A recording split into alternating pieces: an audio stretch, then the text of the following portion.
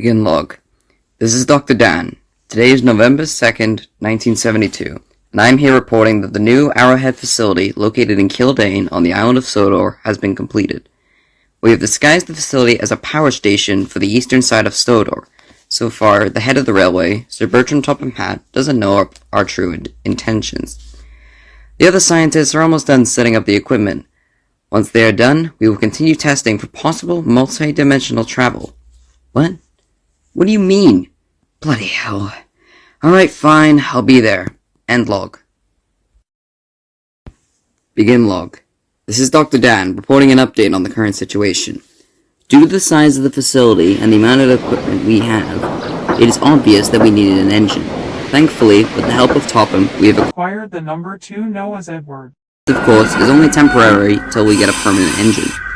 So far he's been, difficult to say the least. Apart from that, we've made some very interesting findings.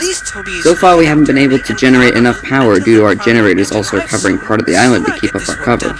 We've been testing different ways to generate more power, but so far, we've had no luck. End log. Begin log. We've done it! I can't believe he's done it. Dr. Phineas Taggart finally managed to find a way to create large amounts of energy. He's been in his lab for the past few days researching something, and he's finally revealed it, and it worked. The answer to everything was agony of all things. Now let me explain. Dr. Taggart has believed human emotion is a lot more powerful than we all believed. We all thought he was just crazy, but he proved us wrong. He showed us this machine with what looks to be a crown within.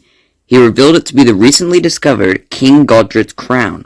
He said that the energy of agony can stick to things over time, and King Godred's crown was full of this energy, from the wars, deaths, and betrayals it had been through. It then showed his machine harnessing this energy, and it began powering everything in the vicinity around it. It was genius. We finally have a way to create enough power to open windows or even doorways into other worlds. We're going to become gods. End log. Begin log. It worked! We've done it! We've opened a doorway into another world. However, the product wasn't what we were expecting. Once the doorway opened, mist began to pour into the room. We managed to contain it within the room, however, Dr. Emily has gone missing. We presumed he was locked in the room, but once the mist dissipated, he was nowhere to be found. We've come up with a theory that the mist was the doorway, and due to Dr. Emily being in direct contact, he was taken to another world. We tried opening the same doorway to bring him back, but no luck. He has been deemed killed in action. Some have been rather skeptical in staying in the same room as the mist, as we still aren't sure if the mist itself is the doorway or it creates them, and Dr. Emily still was just in the wrong place at the wrong time. What we need is a test subject, but who? I wonder. End log. Begin log. We had a slight breach in containment today.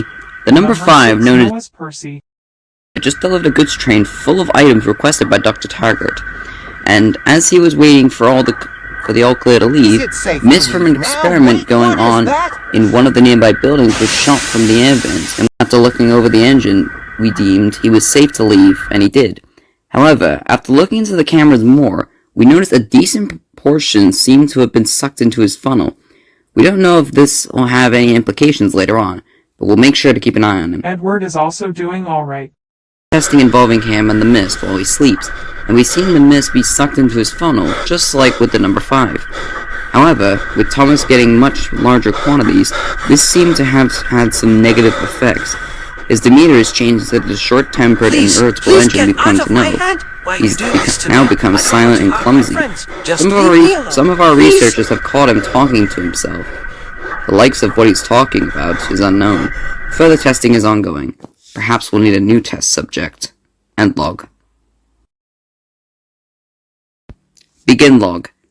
We have made some disturbing discoveries about the mist. It seems the use of agony as a power source has a lot of negative side effects when large quantities are introduced to the subject. We managed to get a hold of a new engine as number 1 is getting more and more unstable. We got the Green British Railways Vicar Metropolitan number 28 Boko. We tried emptying the room of mist, but the controls failed and the screams grew louder, and soon they ceased. Once we finally emptied the room, what we found horrified us. It was D261, but his face had changed. His eyes had been replaced with what we could only describe as faded black holes, and his mouth was turned into a crooked and distorted grin. Several other faded black holes were all over his face, some of which were extra eyes. I don't know what to think. I tried telling Dr. Taggart when we needed to find an alternate energy source, but he isn't budging. I fear we may be dealing with forces beyond our comprehension. End log. Begin log. I tried to tell them that agony was going to be the end of us all, and I was right. We opened the biggest doorway than we ever had before. Instead of just one item full of agony, we had several powering the doorway. Then something came through. It was this massive creature that I can't even describe. It began attacking and killing everyone. I only just managed to escape that damn control room. I came across Dr. Taggart as I ran through the halls. He was laughing like a maniac. And that's when I realized that he'd been infected by the mist for weeks, and this was his plan the whole time. I managed to hide in his security office, and I've sealed the door, but they don't know I'm here. They keep banging on the door, but I don't know if they are real. They aren't my colleagues, not anymore. There's a way to override the system and shut down the machine. I gotta make my way to the control room. But in case I don't make it, you have to... No, get back! Phineas! You don't have to do this to me! No.